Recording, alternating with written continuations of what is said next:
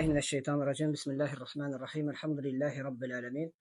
Vessalatu vesselamu ala Resulillah əmmə ba'd. Esselamu aleykum və rahmetullahi və barakatuh. Değerli müsəlmanlar, biz keçən dərsimizdə qeyd etdik ki, Həmbəli fiqhi adlı silsilə dərslərinə başlayırıq. Və ilk dərsimizdə biz əsasən məzhəbin elmisi ilə tanış olduq. Məzhəb haqqında, yəni məzhəbin kitablarının adlarını qeyd etdik. Hamısını deyil, yəni əsaslarını qeyd etdik, məzhəb haqqında müəyyən məlumat verdik. Həmçinin Həmbəli məzhəbi, həmçinin məzhəbçilik haqqında olan bəzi şübhələrə cavab verdik. Və həmçinin dedik ki, birinci dərsimizin sonunda ikinci dərsdə əsas danışacağımız mövzu, birinci məsələ olur ki, bəzən İmam Əhməddən bir dövr gəlir, alimlər onun dəlilini tapa bilmirlər, onların buna yanaşması. İkinci məsələ, bəzən bizim fiqh kitablarında bir məsələ qeyd olunur, hökm qeyd olunur və onun altında bir hədis qeyd olunur, həmin hədis zəif olur. Müasir dövrdə yaranan bidətlərdən biri, ortalığa çıxan bidətlərdən biridir. Bəzi insanlar həmin hədisləri gördükdə, xüsusən elm adamları onu gördükdə deyirlər ki, əgər bu hədis zəifdirsə, deməli onun şəriətdə olan mənası da zəifdir. Bu iki mövzuya biz, yəni əsas dərsimizin məqsədi bu iki mövzudur. İlk öncə demək istəyirəm ki, yəni qeyd edəcəyim əsas məsələ odur ki, bir neçə xırda məsələyə də toxunum. Bəzən vaqiəmizdə əsas geniş yayılan məsələlərdən biri odur ki, bəzən elmə nisbət olunan insanlar məsələləri necə çatdırırlar? Ər-racih və mərcuh, yəni kapsamında, yəni çərçivəsində çatdırırlar. Halbuki racih və mərcuh nisbi bir məsələdir. Çünki ola bilər ki, məsələn, Həmbəli imamlarının üsullarına görə olan racih məsələ, yəni üstün olan məsələ, racih yəni üstün olan məsələ. Məsələn, Şafi imamlarının üsuluna görə mərcuh olsun, yəni üstün olmayan bir məsələ olsun. Bu səbəblə yəni müsəlmanlar bilməlidirlər ki, racih və mərcuh məzhəblərə nisbətdə dəyişən bir şeydir. Hər bir məzhəbin öz üsuluna nisbətdir. Və birinci məsələ odur ki, yəni dediyimiz kimi, bəzən bizim imamlar, xüsusən iki imamın adını qeyd edəcəm burada. Keçən dərsimizdə dedik ki, bizim məzhəbdə əsas üstün iki əsas kitab var mütəəxxir alimlər qatında, son dönəm alimlər qatında. Onların biri İmam Həccavinin qələmə aldığı İqna kitabıdır. İkincisi isə İbn Nəcər Əl-Fütuhinin qələmə aldığı Muntəhəl İradət kitabıdır. Və həmin kitablarda bir məsələni qeyd edəcəm, yəni misal olaraq verəcəm bu məsələyə. Həmin orada təravih bölümündə, təravih namazı bölümündə alimlər İmam Əhməddən nas olaraq, yəni İmam Əhmədin açıq-aşkar dediyi bir sözü çatdırırlar və deyirlər ki, İmam Əhməd bildiyimiz ki, təravih namazında cəmaatla və qılmaq və onu Quranı xətm etmək müstəhəbdir Ramazan ayında. Təravih namazında, hər namazda Quranı oxumaq və Ramazan boyu təravih namazlarında Quranı cəmaatla xətm etmək müstəhəbdir. Və İmam Əhməd buna bir nə gətirir orada? Dediyi məsələ nədir? İmam Əhməd deyir ki, ilk namazda, yəni təravihin Ramazanın ilk gecəsində həmin şəxs təravih namazına başladıqda ilk öncə Ələq surəsini oxuyur. Sonra Ərəb surəsinin sonunda bildiyimiz kimi tilavət səjdəsi var. Səjdəyə gedir və qalxır, sonra Bəqərə surəsindən başlayır. Bizim imamlarımız İmam Əhməddən olan bu sözə rast gəldikdə onun bir dəlilini tapa bilmirlər. Yəni İmam Əhmədin dediyi sözün dəlilini tapmadıqda belə deyirlər. Deyirlər ki, ola bilsin ki, ona bir əsər çatır. İndi sual olunur, yəni bizim danışacağımız mövzu odur ki, əsas nə üçün onlar bu fikrə gəliblər? Həmin imamlar İmam Əhməd onun dəlilini tapmadıqda belə nə üçün bu fikrə gəliblər? Və yəni onlar nə deyirlər kitablarda belə gətirir ki, qal ləalləhu bəlağahu fihi əsər. Ola bilsin ki, ona çox ümid olunur ki, çox güman ki, ona bu məsələdə bir əsər çatır. İlk öncə bilmək lazımdır ki, yəni dönəmimizdə isə fərqlidir biraz yanaşma. Yəni insanlar məsələn İmam Əhmədin dediyi bir sözün dəlilini tapmadıqda onun rədd olunacağını deyirlər. Halbuki bizim imamlar digərləri kimi bu məsələyə yanaşmırlar. Yəni bizim imamlarımız məsələyə necə yanaşırlar? Onlar yəni xüsusən elmə yeni başlamış və yaxud İslam'a yeni girmiş insanlara məsələləri belə aşılamırlar onlar. Onlar əksinə İmam Əhməd kimi bir imamla bir söz sadir olduqda onun haqqında yaxşı olaraq ola bilsin ki, ona bir əsər çatmışdır deyərək deyirlər. Nə üçün? İlk öncə bilmək lazımdır ki, İmam Əhməd ibn Həmbəl Əhl-i-Sünnətin ittifaqı ilə imamdır. İkinci məsələ, Əhl-i-Sünnətin ittifaqı ilə sünnəni təzim edən, Allahın kitabını təzim edən bir imamdır. Həmçinin İmam Əhməd ibn Həmbəl bildiyimiz kimi Quran məxluqdur fitnəsində Allahın dinini qorumaq üçün əziyyətlər görən bir şəxsdir. Həmçinin İmam Əhməd ibn Həmbəl insanları bidətlərdən çəkindirən bir imamdır. Həmçinin Əhməd ibn Həmbəlin rahiməhullahın məşhur bir sözü var. Yəni o deyir ki, İyyəkən tətəkəlləmə fi məsələtin leysə ləkə fiyhə imam. Sənə imamın olmadığın bir məsələdə danışmaqdan həzər et. Yəni, İmam Əhməd insanlara özlərindən əvvəl, yəni bir imamların olmadığı sözü insanlara deməyə qadağan edildi. Necə ola bilər ki, bu şeyləri qadağan edən bir imam özü dəlil olmadığı halda ibadətlər məsələsində özü-özündən fətva versin. Yəni bu təsəvvür oluna bilərmi? Əlbəttə ki, bu təsəvvür olunan bir şey deyil əksinə. Çünki və bizim alimlər bu məsələdə nəyə dayanıblar? Yəni bir məsələni qeyd edəcəm indi. Misal olaraq buna nəyə misal verə bilərik? Biz Şeyxülislam İbn Teymiyənin bildiğiniz kimi məşhur sözü var. İbn Teymiyyə rahimehullah Mecmul Fetava əsərində buyurur. Qale Şeyxülislam İbn Teymiyyə rahimehullah Teala belillezine kanu qabla cem'i hadihi dawawin a'lamu bis-sunneti minel mutaakhirin bikesir. لأن كثيرا مما بلغهم وصح عندهم قد لا يبلغنا إلا عن مجهول أو بإسناد منقطع أو لا يبلغنا بالكلية فكانت دواوينهم صدورهم التي تحوي أضعاف ما في الدواوين وهذا أمر لا يشك فيه من علم القضية. Yani Şeyxülislam İbn Teymiyyə burada qısa olaraq nədən danışır? İbn Teymiyyə rahimehullah buyurur ki, yəni bizdən əvvəl olanlar, yəni mütəaxir, öz dönəmindən əvvəl olan alimlər, yəni bu əsərlər cəm olmamışdan qabaq, kitablara salınmamışdan qabaq insanlar bu elmi indiki insanlardan daha yaxşı bilirlər. Yəni sünnəni daha yaxşı bilirlər. Səbəb nədir? Çünki onlara səhih şəkildə çatan şeylər bizə məchul şəkildə çatır. Bəzən isə qırıq isnadla çatır. Bəzən isə onlara tam şəkildə çatan şeylər bizə çox onun bir hissəsi çatır. Çünki onların, yəni o əsərlər, o divanlar onların sinələrində idi. Və onlar onu sinələrində daşıyırdılar. İndiki insanlara isə o şeylər tam şəkildə çatmır. Öz dönəmindən danışır Şeyxülislam İbn Teymiyyə. Yəni İbn Teymiyyə bildiyimiz kimi müctəhid bir imam idi və dönəmində də onun böyük alimlər yaşayırdı. Yəni nisbətdə bildirir ki, həmin insanlar bütün bu əsərləri, bütün bu divanları öz sinələrində, yəni kökslərində daşıyırdılar. Və sonda nə deyir? Və həzə əmrun la yəşukku fihi mən alimel qadiyyə. Heç şübhəsiz bu işi bilən, bu məsələləri bilən bu şeydə şəkk etməz. Yəni bizim imamlar da ona dayanaraq yəni İmam Əhməd rahimehullah haqqında belə zənn edirlər ki, çox güman ki ona bir əsər çatmışdı, o əsərlər bizə çatmır. Onların dönəmində onlara çatan əsərlər, onların əhatə etdiyi elmi sonradan gələn insanlar əhatə etməmişdi. Bu birinci məsələdir. İkinci məsələ nədir? Biz keçən dərs oxuduq, yəni imamların sözlərindən oxuduq ki, yəni imamlar İmam Əhməd ibn Həmbəl haqqında nə deyiblər? Məsələn, Ali ibn Mədini nə deyir? Deyir, mən Əhməd ibn Həmbəli özümlə Allahla və özümlə mən Əhməd ibn Həmbəli Allahla öz aramda bir hüccətə çevirdim. Və həmçinin deyərdi ki, onu təzim edərdi və o bir fətva verdikdə o deyərdi ki, mən fikirləşməzdim nə olacaq. Yəni ona güvənərdi elminə. Həmçinin başqa imamlarımız da İmam Əhməd ibn Həmbəl haqqında nə bildirirlər?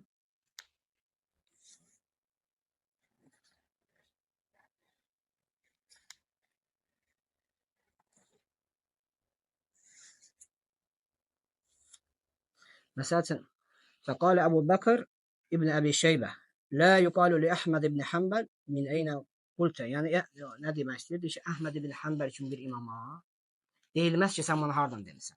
Yəni günümüzdə amma çox belə həqiqətən baxanda acınacaqlıdır. Bir tərəfdən gülməli və bir tərəfdən acınacaqlı vəziyyətdir ki, yəni elmdə hətta alim səviyyəsinə çatmayan insanlar. Hətta alimlər olsun belə. Yəni Buxari rahimehullahın şeyxi olan, yəni müəllimi olan bir insanlar İmam Əhmədi təzim edərdi. Bu cür o səviyyə çatmayan insanlar İmam Əhmədin sözündə bir dəlillə rast gəlmədikdə, yəni çünki onların əslində dəlillə rast gəlməmələrinin səbəbi nədir? Yanlış təhqiqdir. Yəni doğru şəkildə məsələləri araşdırmamaqdır və məsələlərə yanlış yöndən yanaşmaqdır. Tapmadıqda onlar deyirlər ki, İmam Əhmədin sözünü vurundular. Amma biz baxırıq elmdə qüvvətli olan sələf imamları İmam Əhmədə güvənərdi bu məsələdə. Onu öndər görərdilər bu məsələdə.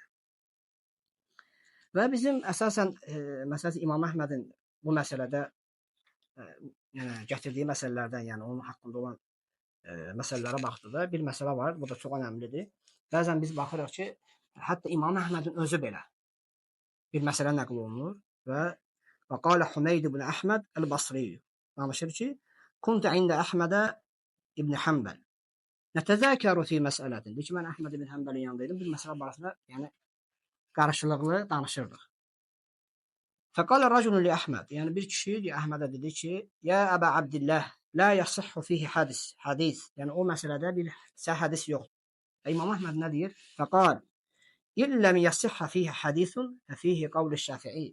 Hətta o məsələdə bir səhih hədis olmasa belə, o məsələdə Şafinin sözü var. Və hüccətuhu əsbətu şeyin, yəni onun hüccəti dəliləndirməyə Şafi rahimehullah daha möhkəm bir şeydir. Sonra qal, qultu liş-Şafi'i. Sonra deyir ki, mən Şafiyə dedim. Mə təqulu fi məsələtin kəzə və kəzə. Sən filan məsələ haqqında nə deyirsən? Və İmam Şafi deyir ki, fəcəbə fiyhə, ona cavab verdi. Fəqultu min eynə qultə. Deyir, sən bunu hardan dedi İmam Şafiyə? Həl fihi hadisun əv kitab? O deyir ki, qalə bələ. Deyir ki, yəni bu barədə bir hədis mi var? Nas mı var? O deyir, bəli. Yəni bu görürük ki, yəni bizim dövrümüzdə Əhlüsünnət imamlarına, onların bilgilərinə olan yanaşmayla sələf imamlarının bilgilərinə, yəni onların İmam Əhməd kimi, İmam Şafi kimi imamlara olan yanaşmasında fərqlilik çoxdur. Həmçinin məsəl üçün İbn Rəcəb Əl-Həmbəli məsəl üçün özünün yazdığı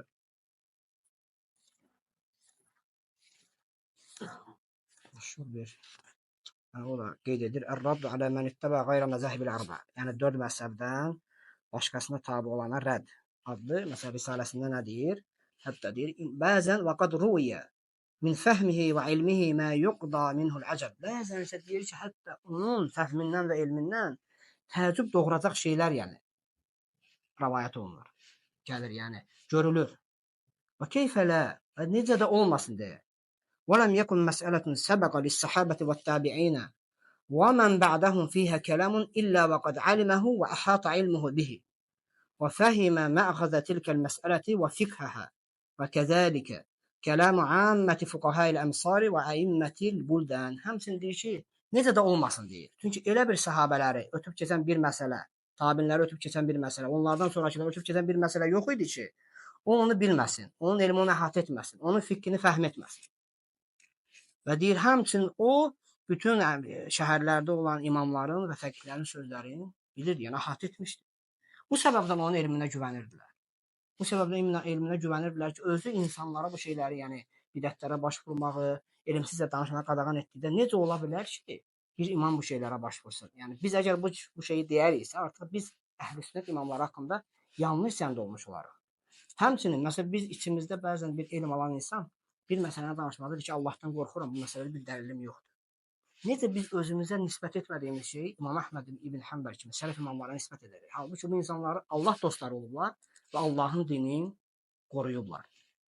İkinci danışacağımız mövzu isə dərsimizin başında qeyd etdiyimiz kimi İmam Əhməd ibn Həmbəlin məzhəbində bəzən bir hökm qeyd olunur və həmin hökmün altında bir hədis qeyd olunur. Yəni sünnədən olan bir hədis. Bəzən hədis zəif olur və müasir dövrdə, yəni ortaya çıxan bidətlərdən və məzhəbin doğru araşdırmamaqdan ortaya gələn məsələlərdən biri nədir? Onlar zəif hədisi gördükdə bildirirlər ki, yəni o zaman məzhəbdə gələn bu hökm zəifdir, yəni həmin hədisin mənası şəriətdə zəifdir. Misal olaraq ona bir misal verək. Müasir dövrdə Həmbəli məzhəbinin fiqh kitabını yəni şərh yazan alimlərdən biri bir məsələyə yəni açıqlamasını bildirəcəm. Həmin alim məsələn nəcasətlər bölümünə çatır və orada qeyd olunur ki, bildiyimiz kimi Həmbəli məzhəbində nəcasətlər, misal olaraq insanın paltarına bir bövül düşərsə, sidik düşərsə, onu 7 dəfə yuyulmalıdır. Yəni üstün olan məzhəbdə mötəməd olan görüş budur. Həmin imam alim, yəni həmin məsələyə çatdıqda onun altında qeyd olunmuş hədisi görür. Hədisdə nə deyilir? Həm hədis İbn Ömər radiyallahu anhudan gəlir və İbn Ömər radiyallahu anh buyurur ki, "Umirna an naghsilə al-anjasa sab'an." Yəni biz nəcasətləri 7 dəfə yumaqla əmr olunduq. Və həmin alim də deyir ki, o zaman bu hökm zəifdir. Çünki hədis zəifsə, hökm də zəifdir. Amma biz indi öz imamlarımıza qayıtsaq, məzhəb imamlarımıza qayıtsaq, sələf imamlarına qayıtsaq, baxırıq ki, onların məsələyə yanaşmağı tamamilə fərqlidir. Yəni məsələ onların qatında. Hədislərin üslubu ilə fəqihçilərin üslubu ayrılır. Yəni hədislərin işi nədir? Mühəddislərin işi bir məsələnin, məsələn, hədisin isnadı ilə bağlıdır. Onlar bir hədisə deyə bilərlər, səhihdir, zəifdir, onların işi budur. Ancaq həmin hədisin istər səhih olsun, istər zəif olsun, onun şəriətdəki mənasının səhih olmağı isə bu fəqihçilərin işidir. Əslən bu mühəddislərin işi deyil. Əgər o mühəddis fəqih deyilsə, onun işi yalnız İslamla bağlıdır. Məsəl üçün, misal olaraq İbn Teymiyyə rahimehullah Umdatul Əhkamda həmin məsələ barəsində danışır və bildirir ki, yəni müasirlərdən fərqli olaraq, əslində İmam Əhmədin dəlili bu məsələdə zəif hədis deyil. İmam Əhmədin dəlili bu məsələdə qiyasdır. Nədir məsələ?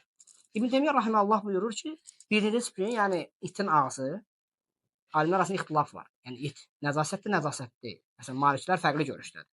İbn Teymiyyə rahimehullah bildirir. Necə ola bilər ki, üzərində ixtilaf edilən bir nəcasəti şəriətimiz 7 dəfə yumağı əmr edib. Yəni məsələn itin ağzı dayan qabığı şəriət əmr edib ki, bir dəfə torpaq, 6 dəfə sudan yumaq lazım. İbn Teymiyyə rahimehullah deyir ki, İmam Əhməd bu məsələdə dəlil qiyasdır. Necə ola bilər ki, üzərində ixtilaf edilən nəcasətin yuyulmasını 7 dəfə əmr etsin şəriət. Amma üzərində ixtilaf edilməyən nəcasəti 7 dəfə əmr etsin. Yəni üzərində ittifaq edilən nəcasəti 7 dəfə yumaq isə daha əvvəladır, daha üstün bir şeydir. Həmçinin İbn Teymiyyə rahimehullah nə deyir ki, həmçinin bövr haqqında biz bildiyimiz kimi qəbr əzabı, əgər kimsə qorunmazsa, ona qəbr əzabı var. Daha şiddətli gəlir. Yəni bu səbəbdən biz baxırıq ki, bizim alimlərin məsələləri dəlilləndirmələri ilə müasir dövrdə ortalığa çıxan və məzhəblərə yanaşma arasında böyük bir fərq vardır. Yəni həmin insanlar əslən İmam Əhmədin dəlilini bilməyiblər. Məzhəbi doğru şəkildə araşdırmayıblar. Biz baxırıq ki, İmam Əhmədin dəlili bu məsələdə qiyasdır. Və qiyas da 4 məzhəb qatında bildiyimiz kimi, yəni üzərində ittifaq edilmiş 4 dəlildən biridir. Biri Qurandır, sünnədir, icmadır və qiyasdır. Bu 4 məzhəb qatında belədir. Və İmam Əhmədin bu məsələdə əslən dəlili qiyas olur. Sadəcə o hədisi niyə qeyd edirlər bizim fəqihlər? Çünki hədisin mənası, şəriətdə gələn mənası səhihdir. Baxmayaraq ki, hədisin yəni isnadı zəifdir. Həmçinin laf götürək, misal olaraq götürək ki, hədis səhihdir. Laf səhih hədis olsun, yəni səhih hədis haqqında danışırıq. Məyər hər səhih hədisin şəriətdə gələn mənası səhihdir? Ola bilsin ki, səhih hədis olsun, amma hökmü nəsx olsun. Və yaxud mütləq gəlsin, müqayyəd olsun. Və yaxud ümumi gəlsin, onu xüsusiləşdirən başqa bir dəlil olsun. Bu səbəbdən biz məsələyə, yəni isnad yönündən baxmalı deyilik. Məsələyə fəqihçilərin yanaşması ilə yanaşmalıdır. Həmçinin başqa bir misal. Bildiyiniz ki, bizim məsələ corabları məhsəşmək məsələ müfradatlarındandır. Bizim alimlər fiqh kitablarında Muğirə ibn Şöbədən gələn hədisi qeyd edirlər. Sual olunur, məyər İmam Əhmədin dəlili bu məsələdə həmin hədisdirmi? Xeyr. İmam Əhməd bu məsələdə 7 və ya 8 sahabədən gələn, yəni sahabələrin əməlini dəlil gətirir. Yəni əsl olaraq İmam Əhmədin dəlili sahabələrin əməlidir. Sadəcə həmin hədis zəif olmasına baxmayaraq onun şəriətdə gələn mənası səhih. Bu şəkil, yəni bu cəhətdən alimlər onu qeyd edirlər. Yəni məsələyə yanaşma təkcə isnad yönündən deyil fəqihçilər qatında. Yəni alimlər necə deyirlər? Hədislərin işi hədislərin isnadıdır, fəqihçilərin işi isə onun şəriətdə gələn mənasının səhih olub olmamasıdır. Misal olaraq biz indi həmin məsələlərə misallar verək.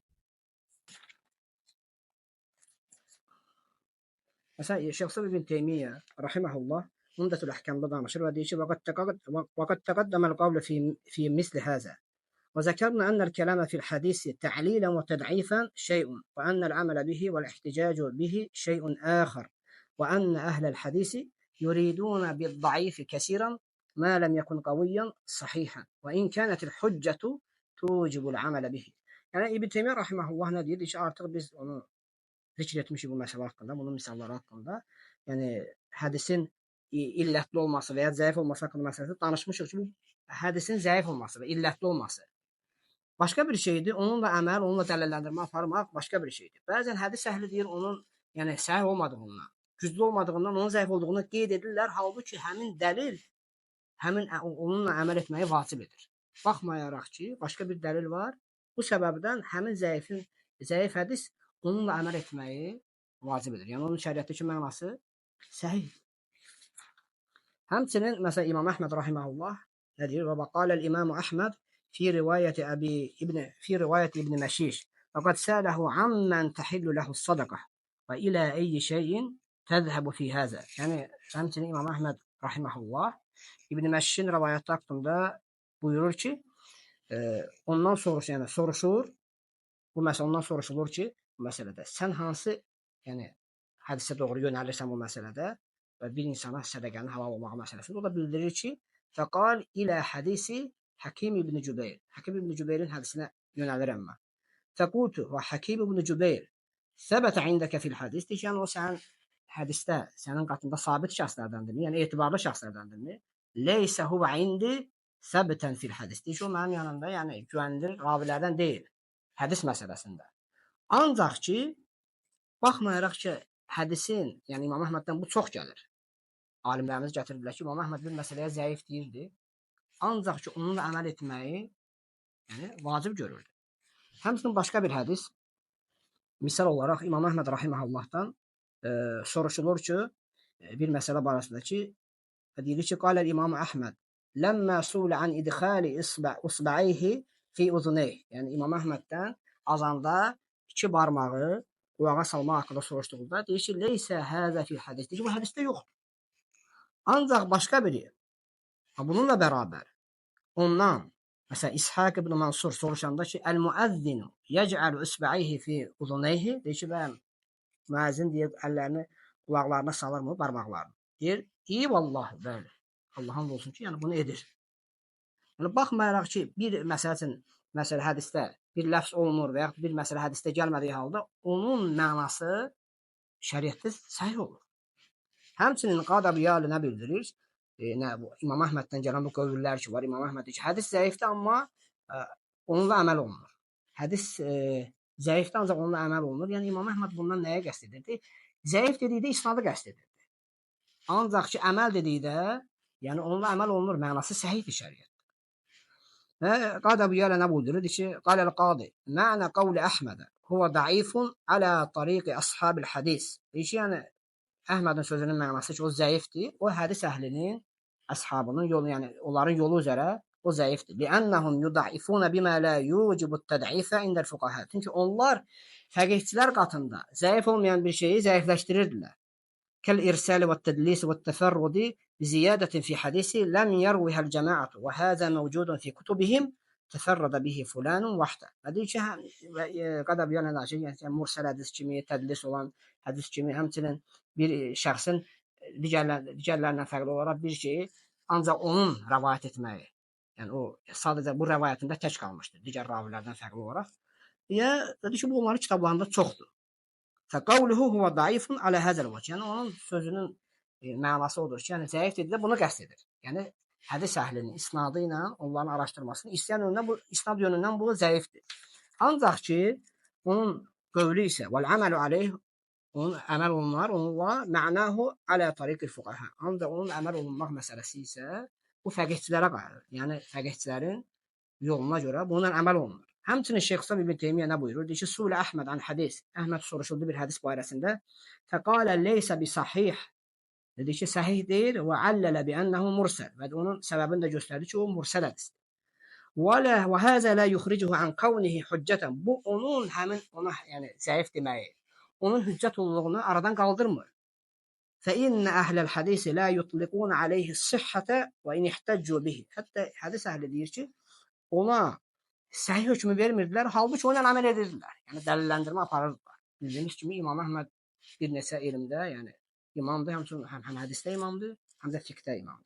Həmçinin və qalə Hafiz ibn Rəcəb, yəni İbn Rəcəb bu məsələ barəsində danışır və bildirir ki, yəni bizim imamımızdan bu məsələdə çox belə nəqillər varid olmuşdur. Yəni zəiflədir bir hədisi, ancaq ki onunla əməli əmr edir insanlara. Və nə deyir? Və sümmə qal وَعْلَمْ أَنَّهُ لَا تَنَافِيَ بَيْنَ الْكَلَامِ الْحُفَّاظِ وَكَلَامِ الْفُقَهَاءِ فِي هَذَا الْبَابِ. Yəni bir ki, huffazlar, yəni hədislərin qatında bu məsələdə bir ziddiyyət yoxdur. Hədislərin yolu ilə, yəni fəqihlərin yolu arasında bir ziddiyyət yoxdur. فَإِنَّ الْحُفَّاظَ إِنَّمَا يُرِيدُونَ صِحَّةَ الْحَدِيثِ الْمُعَيَّنِ إِذَا كَانَ مُرْسَلًا. Yəni hədislər müəyyən bir hədisin hansısa bir onun səhhəti barəsində, səhihliyi barəsində danışırlar. Əgər o mursal olarsa. Və huwa leysa bi sahih ala tariqatihim. Yəni mursal hədis onların yol, yəni onların üsullarına görə səhih deyil. Nə üçün deyil? Linqita'ihi və adam ittisali isnadihi ilə Nəbi sallallahu əleyhi və səlləm. Onun qırıq olmağı isnadının birləşik olmamasıdır. Yəni isnadının Allah Rasulullah sallallahu əleyhi və səlləmə muttasil, yəni birləşik olmamasıdır. Və amma'l fuqaha'u femuraduhum sihhatu zalikal ma'na. Femuraduhum onların yəni muradları nədir? Bu hədisdə gələn mənanın səhih olmasıdır şəriətdə. Yəni hədisin dəlalət etdiyi məna şəriətdə səhih olmasıdır mənasıdır. Bu səbəbdən biz baxırıq ki, yəni bizim xüsusən artıq 25 ildir, 30 ildir Azərbaycanda yayılan ümumiyyətlə bu yanaşma ilə Həmbəli imamlarının, İmam Əhməd kimi imamların, həmçinin Əhlüsünnət imamlarının yanaşması arasında böyük bir fərq var. Yəni insanlar mücərrəd isnadlarla bağlıdırlar. Halbuki biz bilirik ki, isnad başqa bir şeydir. Hədislə əməl etmə məsələsi isə başqa bir şeydir. Bu geniş təhqiqə, məzhəbi doğru şəkildə araşdırılmasına qayıdan məsələ, fəqihlərin yoluna qayıdan bir şeydir. Bu səbəbdən biz elm adamları xüsusən müsəlmanlar bilməlidir ki, bir insanın mühəddis olmağı heç də onun şəriətdə həmin hədisinin mənasını səhih və ya səhih olmamağına hökm verməyinə, yəni onun bir əhliyyəti yoxdur, əgər o fəqih deyilsə. Əgər o fəqih deyilsə. Hətta İmam Əhməddən rəvayət olunur ki, onun dönəmində bəzən İmam Əhmədə nə deyərdilər? Deyərdilər ki, bu məsələdə yəni ona irad bildirir biri İmam Əhmədə ki, sən bu məsələdə filan hədisə müxalif olmusan. Və İmam Əhməd nə deyir ona bildirir? Sibyanun nahnu la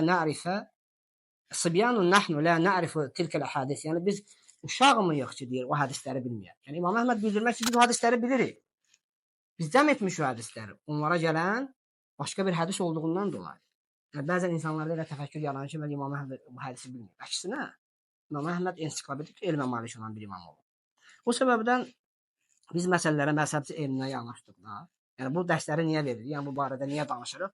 Çünki insanlara yanlış şəkildə əhl-i-sünnət məsələlərini təqdim edirlər. Hətta bəzən deyirlər ki, biz Quran və sünnətə qayıdırıq. Sonra bəziləri deyir ki, yox, biz məzhəblərsiz kitab və sünnəti öyrənə bilmərik, amma səhih dəlil gəldikdə məzhəbi tərk edirik. Sülh olunur. Əgər kitab və sünnətsiz məzhəbsiz kitab və sünnəti öyrənə bilmirsinizsə, o səhih dəlil başqa hansı qaynaqdan gələcəksə, zaten məzhəblər o səhih dəlilləri cəm edib və onları araşdırıblar. Onları incələyiblər. Bu səbəbdən günümüzdəki müsəlmanlar bu məsələdə diqqətli olmalıdırlar. İnşallah, yəni Allah Taala'dan diləyim odur ki, Allah Taala cümlə müsəlmanları müvəffəq etsin. Müsəlmanların saflarını birləşdirsin. Onları doğru şəkildə kitaba və sünnətə, əhl-i-sünnət məzhəblərinə, həqiqi əhl-i-sünnət məzhəblərinə yönəlməyə müvəffəq etsin. Və inşallah növbəti dərsdə artıq kitabı oxumağa başlayacağıq. Yəni fiqh dərslərinə başlayacağıq. Dərsin ilk əvvəlində qısa olaraq fiqh haqqında məlumat verəcəyəm. Sonra isə artıq fiqh dərsləri tədris etməyə davam edəcək. Velhamdülillahi Rabbil alemin.